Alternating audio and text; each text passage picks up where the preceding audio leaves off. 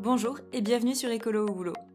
Je suis Cassandre Joly et j'ai créé ce podcast car je suis persuadée que les salariés sont une force pour accélérer la transition écologique des entreprises. Avec ce podcast, prenez confiance en votre pouvoir et faites le plein d'idées pour agir concrètement. Alors maintenant, arrêtez de trier vos emails pour être écolo au boulot et concentrez-vous sur les actions les plus efficaces parce qu'il y a urgence à prendre soin de notre environnement. Je suis ravie de vous accueillir dans ce mouvement de professionnels qui osent faire changer les choses.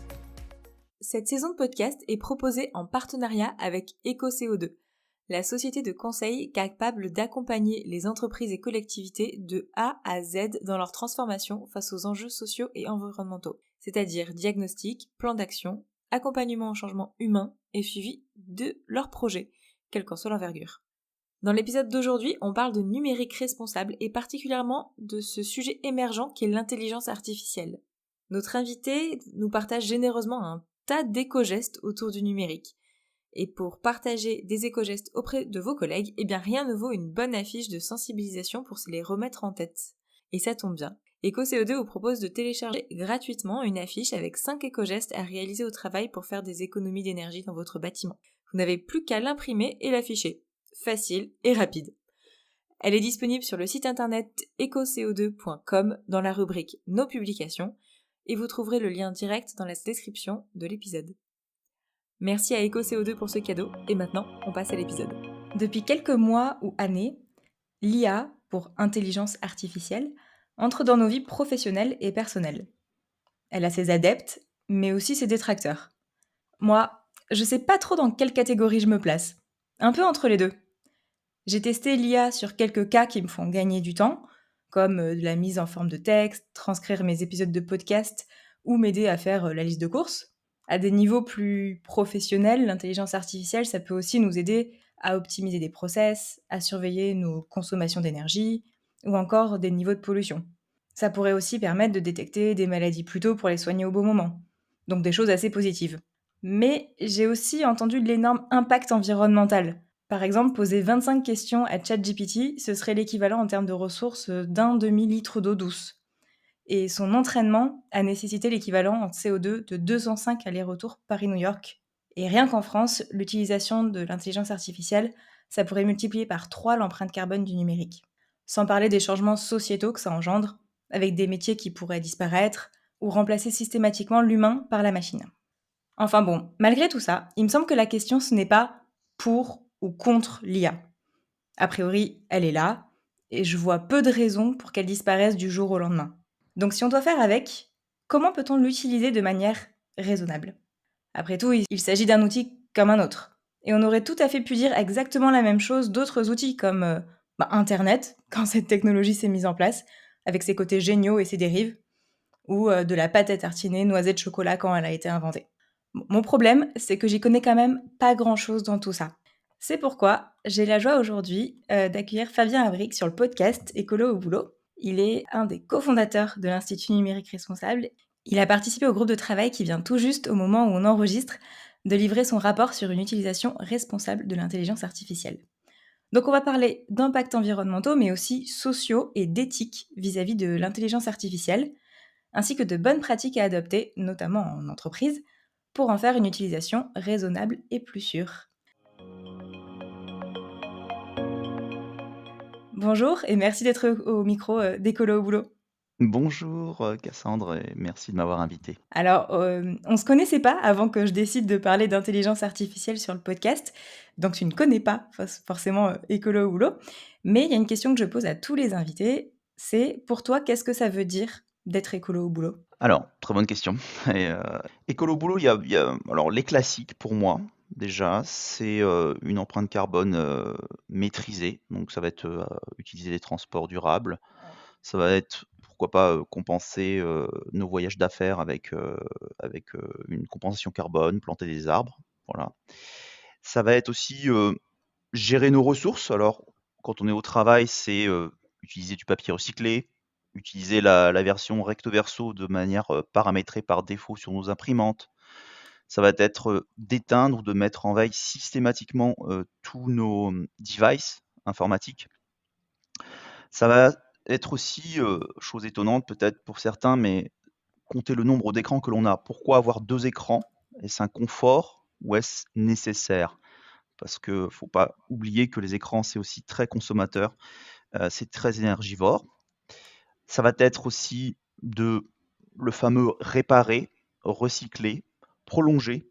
Nous, alors moi je suis très orienté numérique responsable, la prolongation des devices, de tout ce qui est, appareillage numérique, c'est une, des composantes essentielles, donc pour être, écolo au boulot. Hem, on peut aussi parler des emails. Je vois souvent des collègues, ou des partenaires m'envoyer des emails avec, des, pièces jointes alors que, il suffirait d'envoyer un lien, et de mettre ça sur, un drive, sur un serveur et donc là, on est écolo en faisant ce simple geste. Ça va être, la réduction des déchets. Alors, bien sûr, on parle toujours des déchets classiques, type, les éco-cups, enfin le remplacement par des éco-cups et cetera. Mais moi, je parlerai aussi de l'orientation numérique responsable, le recyclage donc, de tous les appareillages électriques, électroniques, puisque, il y a moyen de les recycler, de récupérer donc des minéraux rares, qui permettent de reconstruire. Tiens, d'ailleurs, j'ai une question à ce propos. Est-ce que quand on dépose nos anciens téléphones, ordinateurs, tablettes, etc., dans les bons bacs, dans les déchetteries, ça permet de récupérer les minéraux ou les minerais ou il faudrait les emmener dans une filière spéciale? Non, non, ça permet effectivement de les récupérer. Ce qu'il faut savoir dans le recyclage, des déchets, ce qu'on appelle les D3E, hein, Mm. électronique, électrique et cetera, c'est que, dans le monde, les 3/4 des déchets, D3E, sont aux mains de la mafia malheureusement et donc ils vont en Afrique, et puis, c'est là que, des malheureux, essaient de récupérer avec, peu de moyens, de sécurité, tous ces éléments, minéraux, et minerais essentiels pour revendre ensuite en Europe. Donc c'est très important de passer par des filières, plutôt, voilà sécurisées, qui sont maîtrisées. Voilà, ça sera mon Mm. message de écolo au boulot, en tout cas pour les déchets. Ouais, bah, ouais, hyper important. Et dans le cas contraire, qu'est-ce qui ferait que nos déchets, ils iraient côté mafia des D3E? Ah bah, en fait, soit on passe par des filières qui sont reconnues, soit ça passe pas forcément par des filières reconnues et on pense, les livrer à des gens, qui sont de bonne foi. Malheureusement, ces gens-là récupèrent l'ensemble des articles, des 3E, les envoient en Afrique et donc forcément, récupèrent tous les minerais pour les revendre en Europe et au détriment de la santé, de bon nombre de personnes, en Afrique puisque, il y a beaucoup de enfin, ils brûlent à ciel ouvert, tous ces D3E, donc il y a des fumées toxiques. Ils, vont, jeter tous les déchets dans des lacs ou dans des rivières et donc forcément, bah, il y a aussi, une intoxication, des eaux, des nappes phréatiques. Donc voilà, c'est assez scandaleux, c'est assez horrible, mais c'est pour ça que je dis, essayons d'aller vers des filières qui sont reconnues. On les trouve sur le net, hein, je j'ai Ouais, pas t'as j'ai des noms comme ça, 2-3 noms? Hem, j'ai là non, je l'ai plus, j'ai plus j'ai pas de nom, On particulier, mais cherchera et on les ouais, mettra dans l'article sur le site internet d'Écolo au boulot. voilà. Donc, bah, je permets de continuer. Donc écolo boulot pour moi, c'est aussi, ben, le recyclage de la donnée, hein. Recycler la donnée, c'est super important, parce que, bah, ça évite d'en reproduire, parce que lorsque l'on stocke de la donnée, eh bien, on consomme puisqu'on utilise des serveurs. On va aussi, faire des achats responsables. C'est bien d'avoir des achats, des fournisseurs responsables qui, sont éco-certifiés, hein. Il en existe aussi sur le marché. C'est important de regarder, s'ils ont une certification, éco-responsable. On peut utiliser des et là, si je prends encore, ma casquette de numérique responsable, des logiciels open source. Donc pourquoi pas se tourner vers des logiciels open source, vers des scripts open source. Il y a plein de choses qui sont aujourd'hui partagées et c'est tant mieux. Il y a des sensibilisations qui doivent être faites, de la formation. Alors on parle de la fresque du climat, mais moi je voudrais focuser sur la fresque du numérique. La fresque du numérique parce que numérique responsable. Donc elles sont indépendantes. On peut très bien faire la fresque du numérique sans avoir fait la fresque du climat. Donc je vous invite également, à vous tourner vers cette fresque, qui vous sensibilise sur, les problématiques, d'un numérique responsable. Ouais, parce qu'en fait, il y a beaucoup de choses à comprendre et à connaître, enfin, à travers les quelques exemples que tu as cités, on voit bien que c'est pas si simple. Non, c'est pas si simple, c'est méconnu surtout, et c'est dommage, mais ça commence à l'être parce qu'on y travaille. Il y a beaucoup de partenaires, il y a beaucoup de gens qui travaillent dessus depuis quelques années. Ça commence à prendre, les entreprises et même les particuliers commencent à s'y intéresser. C'est ce qui est fabuleux, c'est ce qui nous galvanise. Et puis, je parlerai aussi de politique interne, c'est d'avoir des chartes. C'est intéressant au niveau de Écolo Boulot d'avoir des chartes. Alors il y a plein de chartes, hein, environnementales, mais nous, par exemple, moi je suis cofondateur de l'Institut numérique responsable. Il y a une charte de l'INR, donc voilà, faut adhérer et faut, respecter, cette charte. C'est aussi, être, éco-responsable, du moins dans la vision numérique du terme. Et puis, après ça peut être aussi des aménagements d'espaces verts, hein. Alors, espaces verts, des matériaux durables, des ampoules LED, enfin voilà. C'est un petit peu tout ça, écolo boulot. Je vous ai parlé un petit peu des classiques que vous connaissez. Je vous ai plus orienté aussi, sur le numérique responsable parce que c'est un petit peu mon domaine. Bah, ouais, c'est très bien, ça nous fait des bons rappels avant d'attaquer dans le sujet de l'intelligence artificielle. Et d'ailleurs, on va s'y mettre. Juste, je voulais parler rapidement de ton parcours. Comment est-ce que tu en es venu à t'intéresser à l'intelligence artificielle responsable ou l'intelligence artificielle éthique, sachant que tu n'es pas informaticien, donc voilà, pas de panique, cet épisode ne sera pas trop technique. Mais voilà, comment, pour toi, c'est arrivé? Alors, curieusement, c'est arrivé par curiosité intellectuelle. C'est-à-dire que, j'étais, cofondateur du numérique responsable parce que à la base, moi, je suis dans l'amélioration continue. Je me suis rapproché de la responsabilité sociétale et environnementale. J'ai essayé de combiner les 2 et au travers de ce background, j'ai commencé à m'intéresser à ce qu'on appelle le green IT. Plus largement, puisque le green IT, c'est un petit peu l'aspect, planète, c'est bien au numérique responsable, où là, on parle des 3 P de la responsabilité sociétale et environnementale, à savoir, profitability, people et planète. Et donc je me suis intéressé à l'IA parce que, il y a 2 ans, 2-3 ans, je commençais à avoir quelques articles où on parlait d'une IA qui était, émergente, qui allait changer nos vies, et donc je me suis dit: «OK, ça me paraît passionnant, ça me paraît très intéressant». Maintenant derrière l'IA, beh, il y a un c'est, je dis toujours, hein, j'utilise le terme de device pour tout ce qui est informatique. Donc derrière, cette, technologie, bien, derrière cette intelligence, on va dire, il y a une technologie. Il y a une technologie et je me suis dit: «Bah, voilà, mais quel est le lien entre le numérique responsable? Quel lien je peux faire entre le numérique responsable et l'IA?» Parce qu'aujourd'hui, personne ne le traite. C'est-à-dire que tout le monde parle ça comme d'une révolution, mais moi je dis: «OK, mais faisons une révolution raisonnée».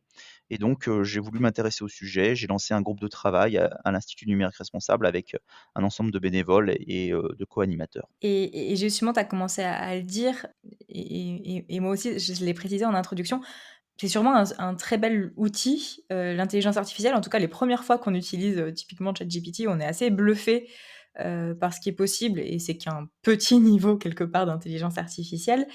Mais ben, il y a aussi, enfin, ça cause des problèmes, environnementaux, ça pose plein de questions éthiques derrière et moi, ce que je me demande, c'est, en fait, l'intelligence artificielle, ça fait pas très longtemps, au final, qu'elle est arrivée, en tout cas dans nos entreprises, mais il y a déjà des impacts qui peuvent être négatifs. Est-ce que c'est trop tard pour les traiter, ces impacts négatifs? Est-ce qu'on peut essayer de les éviter? C'est une bonne question et tu viens de le dire aussi, c'est émergent, ça vient d'arriver, hein. C'est vrai qu'on parle depuis 2-3 ans des IA génératives telles que ChatGPT ou Bard. Néanmoins, il n'est pas trop tard et c'est fort heureusement, c'est pourquoi nous, on a sorti notre guide, notre référentiel. Il n'est pas trop tard, on le voit déjà au travers des régulations et des législations. Je n'ai qu'à citer l'IA Act. L'IA Act, c'est donc une référence européenne, sur l'IA.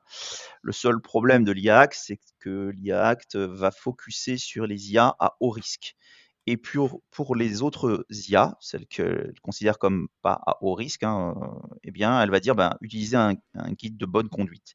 Sauf que, il n'y a pas de guide, il n'y a pas de référence pour ce guide de bonne conduite. C'est pour ça qu'à l'INR, on a orienté notre travail là-dessus en disant: «OK, il n'y a rien, il y a page blanche, essayons d'écrire au moins un début de guide de bonne conduite pour ces IA.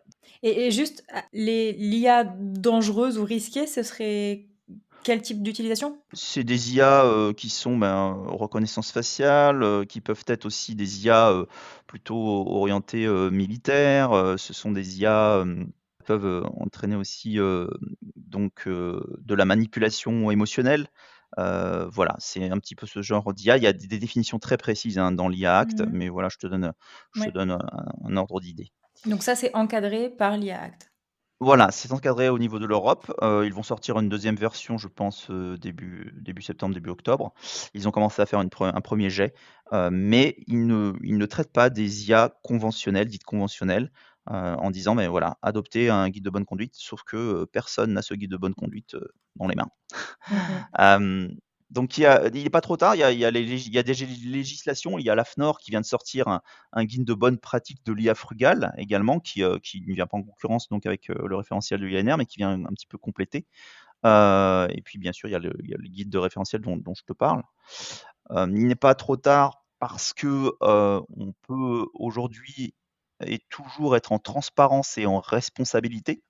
Alors transparence parce que, on peut aujourd'hui faire des audits sur des IA. Il y a l'AFNOR, il y a la CNIL, qui fait, des audits sur les IA existantes.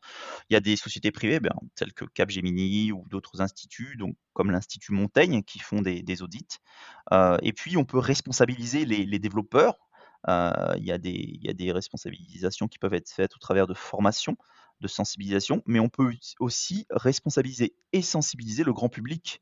Il faut que le grand public ait conscience que, une IA, eh bien, ça a des limites. Donc il n'est pas trop tard de sensibiliser le grand public pour moi, on est aux prémices, de l'IA. Il y a moyen de développer aussi, des technologies, sûres et éthiques, je dirais éthiques by design, hein, d'ailleurs, si vous prenez le référentiel de l'INR, vous pouvez déjà, d'ores et déjà construire une IA, éthique by design en prenant les différentes, références, que l'on a publiées. Les collaborations, internationales sont pour moi, pas assez partagées. Il y a des partages de bonnes pratiques, essentielles qui peuvent être faites. Je sais qu'il y a des travaux sur l'IA au Canada, aux États-Unis, un petit peu, voilà un petit peu du côté américain et ça serait très intéressant de pouvoir, partager, d'avoir une collaboration internationale.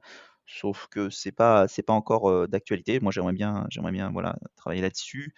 Et puis, il faut aussi et toujours impliquer les sociétés civiles. Quand je parle de la société civile, c'est bien le grand public déjà. Ne peut-on pas faire une consultation publique sur, leurs préoccupations ou leurs suggestions face à l'IA? Ou, tout bonnement, faire appel à des comités éthiques existants, à des groupes de défense droits humains ou à des chercheurs, donc pour, travailler sur tout ce qui est, éthique et environnement de l'IA, donc sur la responsabilité, de l'IA. Ouais, donc c'est pas trop tard parce qu'on peut quand même continuer à encadrer, ce qui est mis en place. On peut former les gens qui créent des outils avec de l'IA pour que ce soit bien fait, dès la conception et informer le grand public. Alors peut-être avant de passer sur les bonnes pratiques à appliquer, les choses à savoir, hem, je voudrais qu'on se concentre sur, en fait, de quoi il faut se méfier du coup quelque part avec l'IA. Autant, les impacts positifs, ils viendront un peu tout seuls, et on n'a pas trop besoin de mettre de garde-fous là-dessus, au contraire. Mais les impacts négatifs, de quoi il faut se méfier? Je pense notamment, au niveau, environnemental, social ou éthique autour de l'intelligence artificielle. Mmh.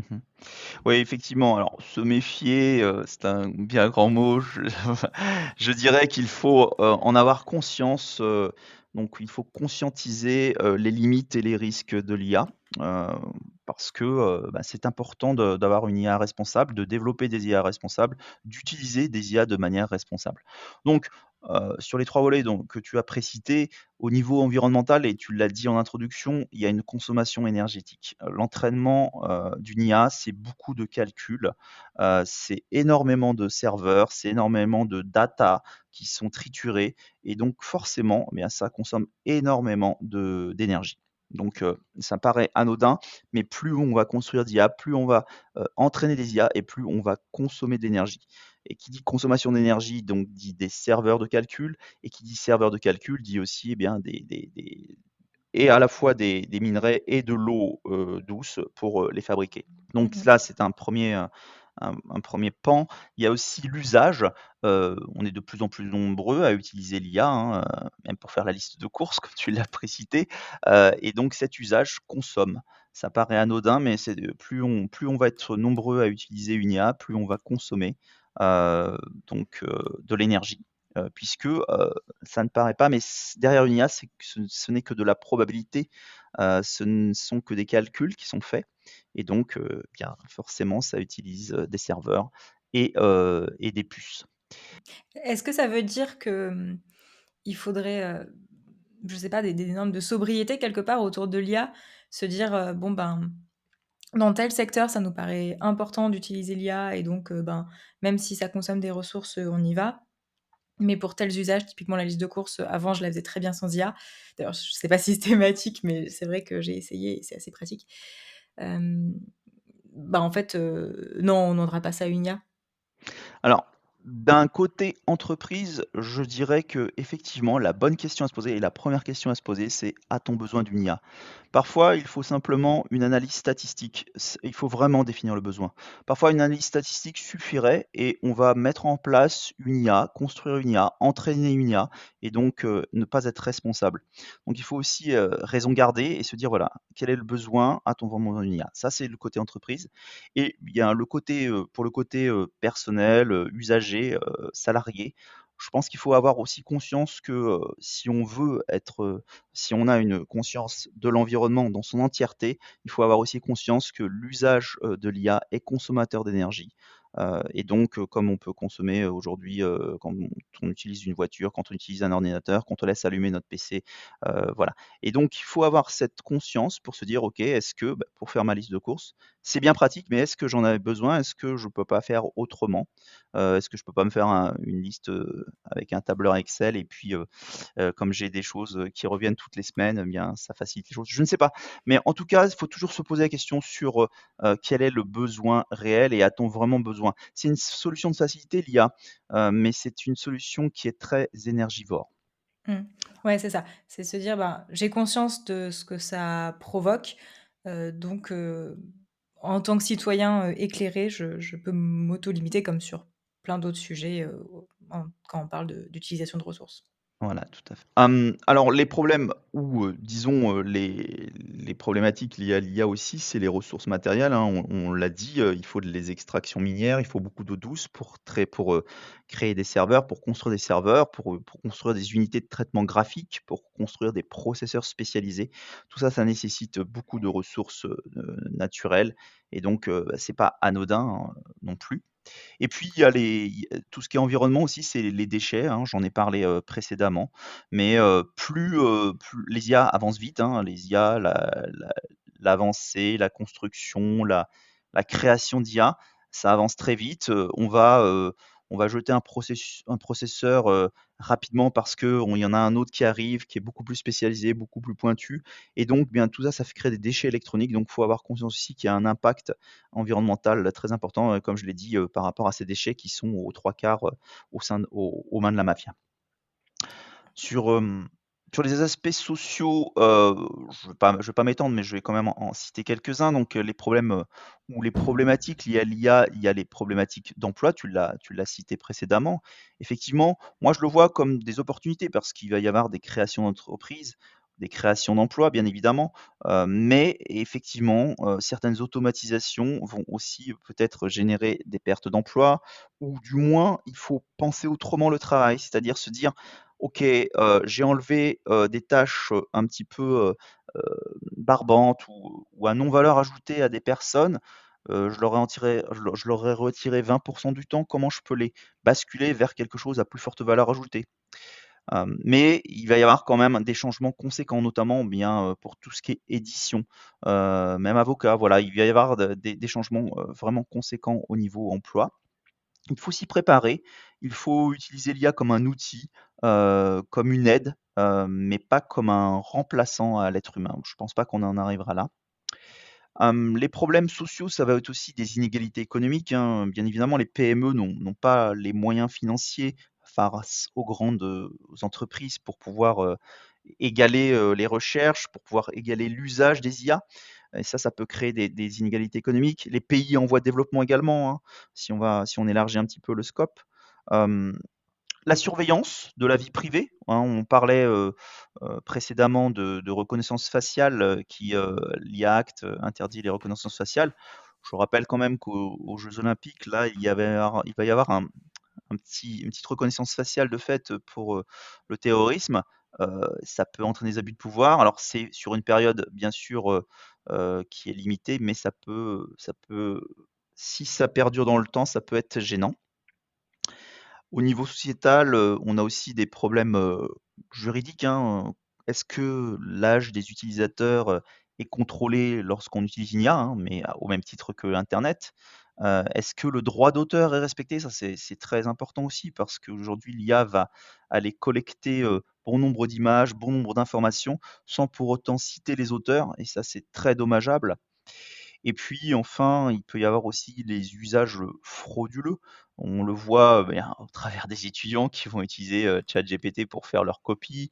On le voit au travers même de hackers qui peuvent utiliser, donc les IA génératives pour casser, des codes, pour casser des firewalls, pour casser, des sécurités d'entreprise et ça peut être très, très, très grave. Et puis, il y a au niveau sociétal aussi des dépendances émotionnelles. Il faut savoir qu'il y a des gens qui sont dépendants émotionnellement aujourd'hui des IA génératives. Ça peut être dangereux parce que, ils ont des faiblesses, psychologiques. Une IA, ça a tendance à répondre avec un jeu, hein, le JE, donc ça a tendance à avoir une connotation humaine, ça utilise des mots humains. On peut avoir une dépendance émotionnelle face à un chatbot, ce qui est peut-être un peu étrange, mais voilà, ça peut arriver. Ouais, pour certaines personnes, heu, qui sont en détresse psychologique, on peut s'attacher à un chatbot et hem et du coup, se faire, enfin, déjà c'est pas souhaitable, mais du coup, enfin, ne plus avoir de réflexe de sécurité de ses propres données et se confier un peu trop? Oui, bien évidemment, on peut donner, son mot de passe, on peut donner, des coordonnées bancaires, on peut donner, des informations personnelles. Ça peut être très dommageable pour, les utilisateurs, cette dépendance émotionnelle. Enfin, je parlerai, au niveau éthique donc, il y a beaucoup de choses à dire, hein, et c'est là que notre référentiel, à l'INR a sa plus-value parce qu'on a beaucoup traité sur le niveau éthique, qui est pas beaucoup abordé d'ailleurs, par d'autres référentiels. Donc il y a les biais, hein, on connaît tous les biais, d'IA qui sont devenus, racistes, donc c'est les biais dans les données, les biais, que l'on connaît tous, mais il y a aussi donc, les biais, culturels. Il faut savoir qu'une IA est entraînée. Elle est entraînée par, soit des mots, des images, des textes et cetera. Mais qu'il y a des annoteurs, ce qu'on appelle des annoteurs, ce sont des gens qui vont corriger, une IA. Ils vont corriger un chatbot parce qu'il y a peut-être une mauvaise écriture ou parce qu'il y a une mauvaise compréhension du chatbot. Donc pour l'entraîner, il y a ce qu'on appelle des annoteurs. Ces annoteurs se retrouvent souvent, à l'étranger avec une culture autre que la culture européenne et bien forcément, ça va entraîner un biais culturel. Ce biais culturel va s'inscrire dans l'entraînement de l'IA. Il y a aussi cette idée de corpus d'entraînement. Ce que j'appelle le corpus d'entraînement, c'est quelles données on donne à manger à une IA. Moi, j'ai interrogé ChatGPT, je lui ai dit quel est ton corpus d'entraînement et il m'a dit j'ai 97% de données qui sont anglo-saxonnes. Alors qu'il a 1 à 3 de données françaises. Donc on voit bien qu'il y a vraiment un biais culturel qui peut, se générer au niveau, éthique. Hem, on a aussi donc, des problèmes éthiques de transparence et d'explicabilité, hein, une IA pour bon nombre de personnes, c'est des boîtes noires. Moi, à la base, c'est une boîte noire, aussi, hein, je ne suis pas informaticien de base. Et moi, j'ai besoin de comprendre comment cela fonctionne. Est-ce que l'on peut m'expliquer comment ça fonctionne? Quelles données sont utilisées? Où est-ce qu'elles sont stockées? Donc c'est toute cette transparence, cette explicabilité qui doit être aujourd'hui ouverte à tous et qui ne l'est pas forcément? Est-ce qu'aujourd'hui on sait, comment fonctionne ChatGPT et est-ce qu'on sait où vont les données et est-ce qu'on sait comment il a été entraîné? Non, on ne sait pas beaucoup de choses. Donc voilà, c'est un exemple, hein, mais au niveau éthique, ça peut être aussi, l'autonomie, le contrôle. On parle aujourd'hui de véhicules autonomes, même d'armes autonomes avec des IA, donc voilà, quelle va être l'autonomie et quel va être le contrôle humain sur ces véhicules autonomes, sur ces armes autonomes? Ça va entraîner bien évidemment aussi des problèmes juridiques, hein. Une voiture qui a il y a une voiture, autonome qui a un accident avec quelqu'un qui dormait à son bord, qui est responsable? Est-ce que c'est, le véhicule? Est-ce que c'est l'IA? Est-ce que c'est la personne? Voilà, est-ce que c'est le constructeur automobile? Il y a plein de choses qui entrent en jeu.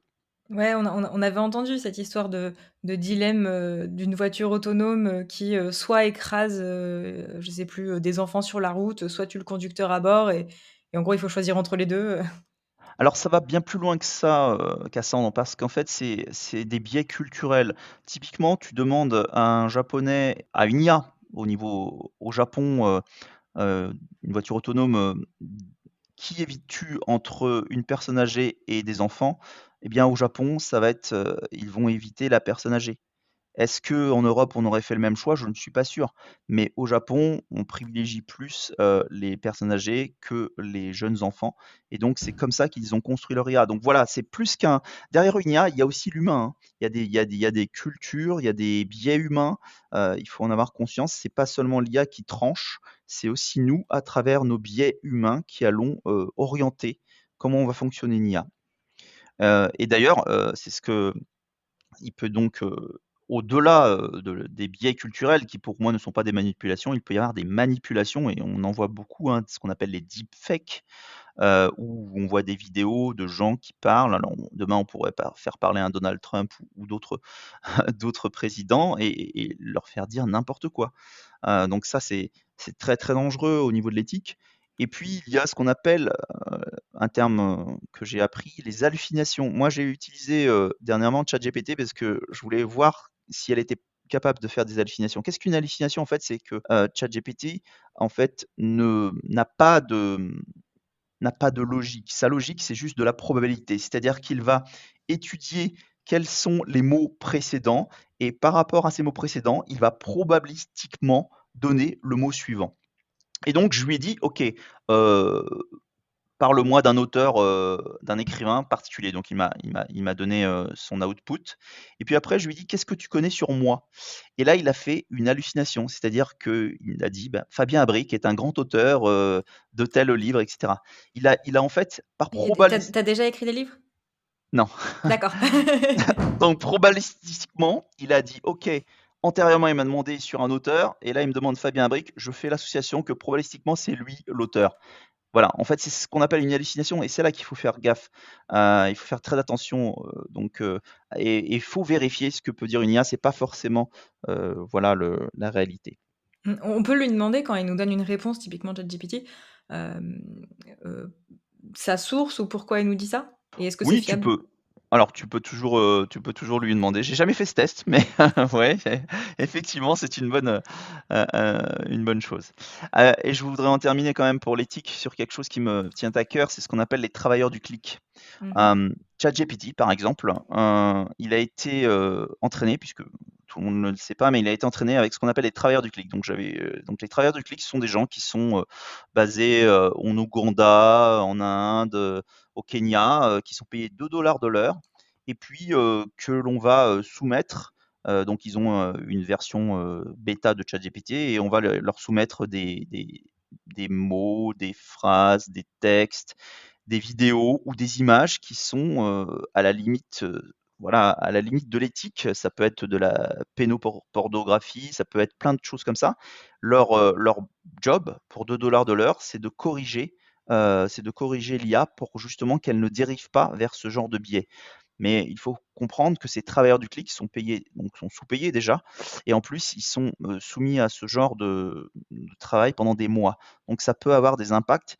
Est-ce que demain on veut avoir une IA qui a utilisé ce genre de travailleurs de clic? C'est aussi une question à se poser, c'est une question éthique. Voilà, Mmh mh. j'ouvre la question, j'ai pas la je ne donne pas de réponse, je dis voilà, c'est une question à se poser. Ouais, ouais, il y avait un sujet un peu similaire sur les réseaux sociaux avec les modérateurs qui étaient en fait, toute la journée face à des propos, ou des vidéos de terroristes ou des choses, assez, violentes et difficiles à supporter, sur le quotidien, ouais. Ouais, effectivement. OK, donc bah, là, tu as bien fait augmenter mon niveau d'anxiété, autour de l'intelligence artificielle. C'était pas le but, c'était pas le but. C'était de te sensibiliser, de te donner les limites, voilà. Ouais, bah, là, en fait, du coup, je j'ai l'image de OK, l'IA, il faut faire attention, mais on n'a pas encore parlé des solutions et c'est ce qu'on va faire tout de suite. Du coup, comment on peut se protéger de tout ça en tant que particulier, en tant qu'entreprise, peut-être aussi en tant qu'État, tu vois? Qu'est-ce qu'ils peuvent faire, pour protéger les personnes et éviter des choses qui ne rentrent pas dans nos valeurs éthiques? Mmh. Ouais, effectivement, c'est important de travailler là-dessus. Alors, on en est qu'au début, encore une fois, il y aura plein de choses à faire. Le cadre juridique est en train de se structurer, fort heureusement, mais pas assez vite à mon sens, puisque l'IA va plus vite que le cadre juridique. Néanmoins, il y a quand même des choses à faire. Alors déjà, parlons développement durable. Utilisons, des centres de données, qui sont éco-responsables. Une IA derrière une IA, c'est des data centers. Est-ce que ces data centers sont éco-responsables? C'est important de le savoir.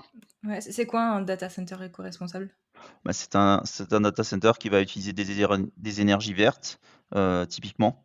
Donc déjà, c'est une Ouais. première chose, qui va, réutiliser des appareillages, informatiques, qui va optimiser, qui va ce qu'on appelle utiliser le free cooling. Donc pour refroidir, le data center, il va utiliser donc, des couloirs de vent, hein, si je vulgarise un petit peu la chose. On peut refroidir aussi des serveurs avec de l'eau, et donc il y en a qui, créent leur data center près des rivières ou près de fleuves pour refroidir, voilà, de manière naturelle, puisque la terre étant plus froide, ça va refroidir le data center. Donc c'est tout ça les data centers éco-responsables. C'est aussi de se poser la question, est-ce que le data center, il est en France tout simplement ou à l'étranger, hein? Parce qu'il y a des il y a un transfert de données qui se fait, via, des câbles sous-marins, c'est long, c'est énergivore, voilà, c'est tout ça. Donc ça, c'est une des solutions, c'est déjà se poser la question là-dessus, c'est se poser la question sur, l'éducation, j'en parlerai peut-être un petit peu plus Ouais. à terme. C'est une régulation éthique, donc un cadre éthique, hein, donc poser ce cadre éthique, c'est de l'inclusion. Donc si je prends les 2 pans dont tu m'as parlé, pour les entreprises, déjà, au niveau, gouvernance, ce serait d'avoir un guide de bonne conduite. Ce guide de bonne conduite, bien, il y en a plein, hein. On a, je vous l'ai dit, au niveau de l'AFNOR, la bonne pratique de l'IA frugale. Nous, on a le référentiel de l'INR, que je vous invite à lire Ouais. également. Ces guides, ils s'adressent plutôt à des profils particuliers dans les entreprises ou à, je sais pas, un chef d'entreprise, qui veut savoir ce qu'il met entre les mains de ses salariés, c'est adapté? Alors, celui de l'AFNOR est je pense un petit peu plus, technique. Le nôtre, on l'a voulu très, transverse, c'est-à-dire qu'on a à chaque fois inscrit quels étaient les acteurs qui devaient être impactés. Donc, si vous êtes un data scientist, vous aurez des recommandations d'un data scientist. Si vous êtes un chef d'entreprise, vous aurez des recommandations d'un chef d'entreprise. Et si vous êtes juste un utilisateur, vous aurez des recommandations d'un utilisateur. En fait, on a OK. fait des filtres pour que tout le monde, s'y retrouve. On a essayé d'être, le plus vulgarisant possible parce que on n'est pas tous, data scientists de nature, moi-même le premier. Donc voilà, Ouais. on s'est voulu, le plus transverse pour justement que, chacun, puisse avoir, un référentiel adapté. Moi, j'invite les entreprises aussi à avoir des comités éthiques de l'IA, ne serait-ce que, voilà, créer un comité éthique avec, un responsable RSE, un responsable numérique, donc ça un responsable du numérique, voilà, un sociologue, pourquoi pas, hein. Moi, quand j'ai monté mon groupe de travail au niveau de l'INR, on avait des sociologues, c'était très intéressant. Si on crée un comité, de l'IA éthique comme ça dans les entreprises, qu'est-ce qu'on se dit à la première réunion? Eh bien, on pose les bases. On pose les bases, déjà de ce qu'est l'éthique? Parce qu'on n'a pas la même définition, tous de ce qu'est l'éthique, Mmh. entre la valeur et l'éthique. Alors là, c'est là qu'on fait appel à des sociologues, qui vont nous expliquer la différence entre les valeurs et l'éthique. Ensuite, on se pose les bonnes questions. Est-ce qu'il est opportun de faire un code de bonne conduite au sein de notre entreprise, quelle est la meilleure approche et puis surtout, quelles sont les IA existantes? Est-ce qu'elles doivent être revues d'un point de vue éthique et donc retravaillées? Ou est-ce que c'est pour le futur, pour les IA que l'on veut utiliser ou construire par la suite? Enfin voilà, il y a plein de choses, Mmh. à Ouais, définir, presque un processus «d'achat responsable» entre guillemets autour de l'intelligence artificielle, en choisissant des outils, heu, qui sont, peut-être localisés, voilà, comme tu disais, en France, en Europe, qui ont des data centers responsables, qui sont plus transparents sur, comment fonctionne, leur outil? ouais, tout à fait, tout à OK. fait. Après les entreprises, elles peuvent aussi, travailler, eh bien, comme je l'ai dit précédemment, sur la transparence et l'explicabilité. Il faut aujourd'hui que les IA soient compréhensibles pour un non-expert. On doit comprendre un petit peu, comment fonctionne une IA, sans rentrer dans le code, hein, mais comment fonctionne une IA, quels sont les inputs, quels sont les outputs, quelles sont les données utilisées, comment c'est travaillé, et ça doit être, mis, noir sur blanc, quelque part, sur l'IA pour qu'on ait, donc cette transparence, cette explicabilité de nos réponses. Heu, comment comment sont communiquées les données, à qui elles sont communiquées, où vont-elles, où sont-elles stockées? Tout ça, c'est super important en termes de transparence et d'explicabilité.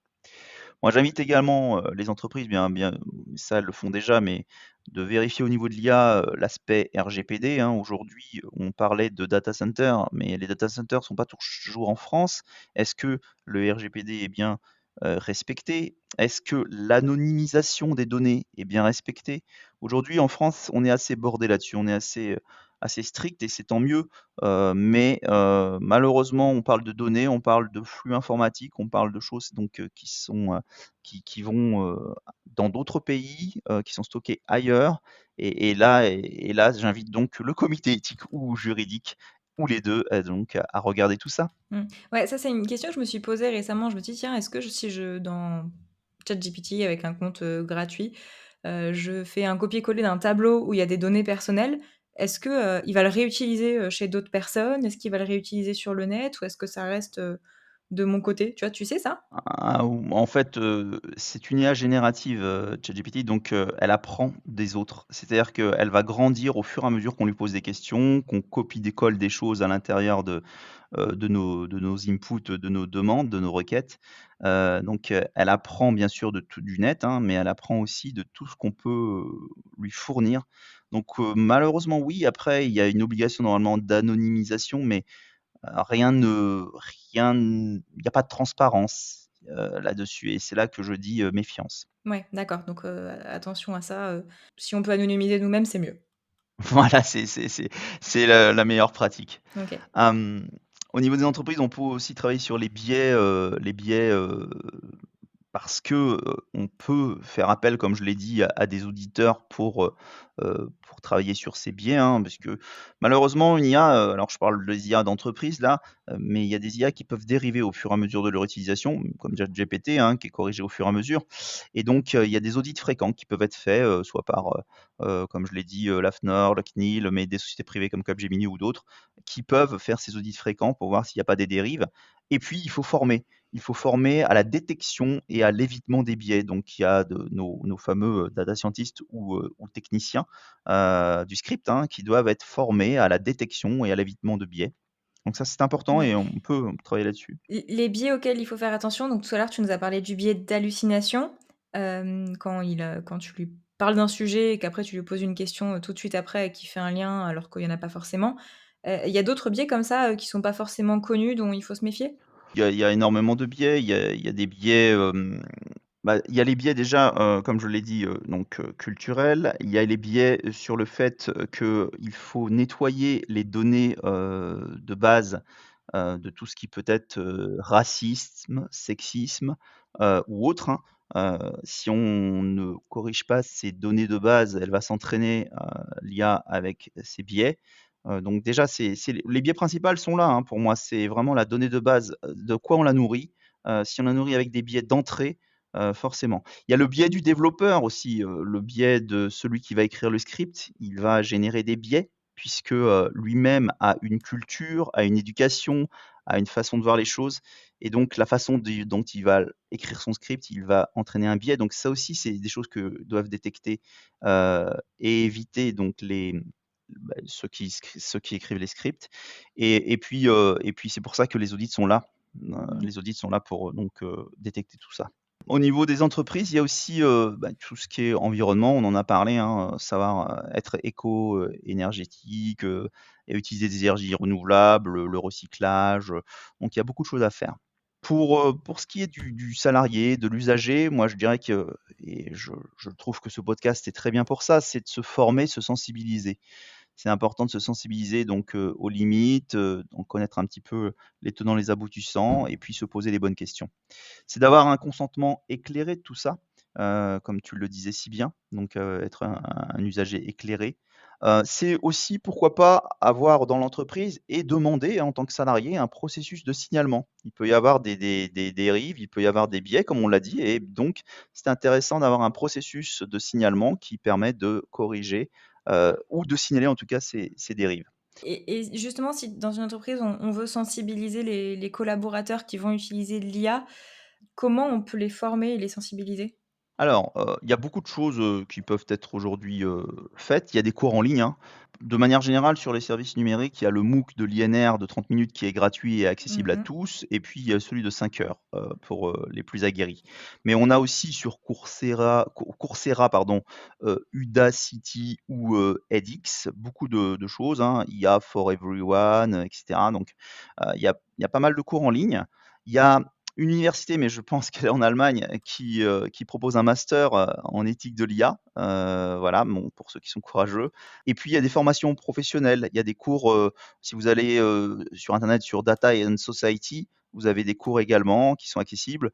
Vous avez, aussi, et c'est possible d'avoir des ateliers, des séminaires avec des spécialistes, hein, pourquoi pas, des spécialistes de l'IA qui peuvent, vous faire des séminaires et puis quelques lectures. Vous avez, Artificial Intelligence, je pense à The Ethical Algorithm qui sont des bons livres, et qui vous permettent de vous former, de vous sensibiliser, à tout ça. OK, ça marche. Merci pour les ressources que je mettrai, dans l'article, sur le site internet d'Écolo au boulot. Vous retrouverez toutes les ressources qu'on a citées. Est-ce qu'il y avait d'autres recommandations dont tu voulais nous parler? Alors au niveau salarié, on en était là. Je dirais que donc il y a cette histoire de feedback, hein, avoir, cette possibilité de faire un feedback, sur l'usage, sur, avoir un processus de signalement, donc des dérives possibles, mais aussi, proposer du travail multi-équipe, notamment, de l'inclusion. C'est-à-dire que si on doit, développer une IA ou utiliser une IA, et bien se dire: «Est-ce qu'elle est, elle est inclusive? Est-ce qu'on a pensé aux ceux qui sont, malvoyants, malentendants?» Est-ce que dans nos équipes de développeurs, on a des malvoyants, des malentendants? Et ça, c'est super important aussi d'avoir une équipe, multi-équipe, un petit peu hétéroclite, mais aussi, de se dire: «Bah, voilà, est-ce qu'il nous faut pas un sociologue, un juriste, en plus, de gens qui sont, data scientists?» Voilà, c'est vraiment, faire, une équipe un petit peu polyvalente, pour, et proposer donc à son entreprise, ce genre de solution pour innover. Et en tant que particulier, est-ce que tu as des conseils supplémentaires, sur, ben, comment, les bonnes pratiques à appliquer, les trucs de base, hein? On l'a dit, bah, pas de données confidentielles à une IA, mais est-ce que voilà, tu as des outils de sensibilisation des particuliers ou des recommandations au minimum, à suivre? Alors moi, je dirais effectivement donc pas de données personnelles, bien évidemment. Le prompt, ce qu'on appelle le prompt, c'est, ce que l'on va demander à l'IA, c'est super important. Plus on est précis, plus on a une réponse précise, et donc c'est super important de travailler, son prompt, de se mettre, même parfois avec, un état émotionnel en tant que, je ne sais pas, responsable numérique responsable. Est-ce que tu peux me dire, en tant que responsable de podcast, est-ce que tu peux me dire voilà, ça c'est important. C'est important aussi de vérifier les informations parce qu'effectivement, alors si on est sur des choses basiques comme une liste de courses, je te demanderai pas de vérifier, mais il y a des choses quand même qui sont à vérifier parce que comme je le disais très bien, il y a des hallucinations. Donc c'est important de pouvoir vérifier et de ne pas prendre pour argent comptant.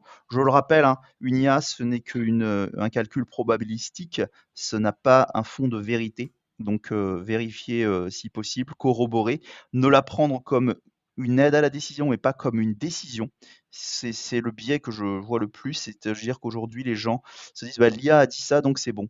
Non, je suis Ouais, faut désolé, vérifier. bah, il faut aussi avoir un pas de recul et de se dire: «OK, c'est une recommandation qu'elle me fait comme un collaborateur pourrait me la faire. C'est pas, la PIFI de Delphes». Mmh. Heu, voilà. Ouais, moi j'avais entendu, faut prendre les réponses des intelligences artificielles comme le travail du stagiaire. Genre, c'est pas mal, mais faut reprendre, quoi. C'est pas mal, c'est vrai, c'est une belle métaphore. Même s'il y a des stagiaires qui sont excellents, hein, c'est Ah juste mais, pour dire ça, enfin, faut quand même vérifier. on prend les recommandations du stagiaire, donc on est déjà bon. Ouais, ouais. Si j'essaie de récapituler, l'IA, au final, est-ce qu'il faut en avoir peur ou pas? Non, faut pas en avoir peur. Moi, je pense que c'est une belle avancée. C'est comme si je disais: «Est-ce qu'il faut avoir peur d'internet?» Non, c'est une belle avancée. On Ça va nous faciliter la vie. Il y a des points super positifs à l'IA. Il y a là, j'en ai posé les limites, mais en fait, ce que je prône, ce que l'on prône, c'est une IA, responsable et donc c'est une IA aussi, que l'on maîtrise. Est-ce qu'on a besoin d'une IA? Est-ce que l'on maîtrise cette IA? Donc c'est une IA éclairée, qui nous intéresse et donc il y a quand même des superbes points positifs. Moi je sans conteste, moi je suis pour. Aujourd'hui, que je prends les 3 pans dont tu m'as parlé, par exemple tout à l'heure, l'environnement, le sociétal heu, ou l'éthique. Au niveau environnemental, on peut aujourd'hui avoir une agriculture de précision, donc ça peut, effectivement, on utilise moins d'eau, moins d'engrais, moins de pesticides, donc ça peut faciliter donc l'environnement. On peut avoir une meilleure conservation de la biodiversité parce qu'on va identifier, mesurer grâce à une IA beaucoup mieux, beaucoup plus précisément où se situe la biodiversité, où elle périclite. En termes d'énergie, on peut optimiser, et prévoir les pics et donc mettre les moyens en face et donc être plus performant. On parle de bâtiments intelligents, qui vont s'éteindre, qui vont éteindre la lumière, qui vont éteindre le chauffage, qui vont le rallumer en temps et en heure et à la bonne température. On parle aussi au niveau des déchets, de tri amélioré par des robots pa qui avec une vision ordinateur vont faire un meilleur tri des déchets. Mais il y a aussi, une meilleure gestion des gaspillages puisque si on, gère mieux les stocks par, les prévisions de l'IA, eh bien, on va mieux gérer les gaspillages, donc moins de gaspillage. Donc tout ça, c'est au niveau environnemental, c'est super positif. Au niveau sociétal, Ouais, tu l'as dit, hein. ce qu'il faudra voir, c'est est-ce que, les impacts négatifs sur l'environnement de l'IA, vont être largement compensés par, ce que ça permettra de faire, pour l'environnement? Oui, mais encore une fois, c'est quel est le besoin est-ce qu'on a vraiment besoin d'une IA? Moi, quand j'étais dans mon groupe de travail, je soulignais souvent: «Est-ce qu'on a besoin d'une IA avec, un objet connecté pour se dire, dès que le soleil arrive, le parasol doit s'ouvrir?» Mmh. C'est un peu ça. C'est-à-dire que, est-ce qu'on a besoin d'une IA pour ça ou est-ce qu'on peut pas ouvrir nous-mêmes le parasol dès que le soleil arrive? Donc c'est se dire: «OK, si c'est pour avoir une agriculture de précision et être beaucoup plus éco-responsable, si c'est pour avoir une é moins d'énergie, moins consommation d'énergie, là, ça a du sens et moi je dis: «Voilà, bravo à l'IA». Par contre, si c'est pour effectivement, être futile, moi je dis toujours, voilà, être futile, plutôt qu'utile, ça a aucun sens. Donc regardons ce qui est utile plutôt que futile. Au niveau sociétal, j'en reviens un petit peu aux points positifs parce que faut les mettre en avant aussi. Il y a quand même et tu l'as dit, hein, les diagnostics de santé, je rappelle, qu'à l'UCLA, ils ont quand même une IA qui permet de prévoir les en regardant l'imagerie, ils permettent de prévoir un cancer du sein 4 ans à l'avance. Donc là où l'œil humain ne peut pas voir, en comparant beaucoup de photos, l'IA, de l'UCLA peut prévoir un cancer du sein 4 ans à l'avance. Ouais, C'est c'est énorme. incroyable. Ouais, c'est incroyable. On peut gérer des pandémies, on peut mieux prévoir des pandémies. On a vécu Ce une qui verront pandémie le au Covid, 4 ans à l'avance. écoute, peut-être qu'on gérera mieux la prochaine pandémie parce que grâce à l'IA et donc on pourra applaudir. Hem Au niveau de l'éducation, c'est important aussi parce qu'une IA, on parlait qu'effectivement, il y a des dérives, il y a des gens qui utilisent, ChatGPT, pour tricher, mais c'est aussi ça facilite l'inclusion parce qu'il y a des gens qui sont malentendants ou malvoyants et donc une IA qui va lire, à la place de quelqu'un ou, qui va, voilà, aider, quelqu'un qui a une déficience, c'est super intéressant. C'est aussi intéressant parce qu'une IA va s'adapter à l'élève et en fonction de son niveau, elle va adapter le niveau, donc des cours, des exercices. Donc c'est un professeur personnalisé, presque gratuit. Donc ça, c'est chouette. Hem, Ça permet une justice sociale. Aujourd'hui, en termes de recrutement, on peut être plus équitable grâce à une IA, parce qu'il y a pas ces biais, culturels ou ces biais humains, si on a bien sûr nettoyé correctement nos données à la base. Et puis, ça permet un accès aux services publics avec des chatbots. Donc, bien évidemment, c'est un petit peu, compliqué pour les personnes âgées, mais aujourd'hui, il y a beaucoup plus de gens qui ont accès à des services publics grâce à ça.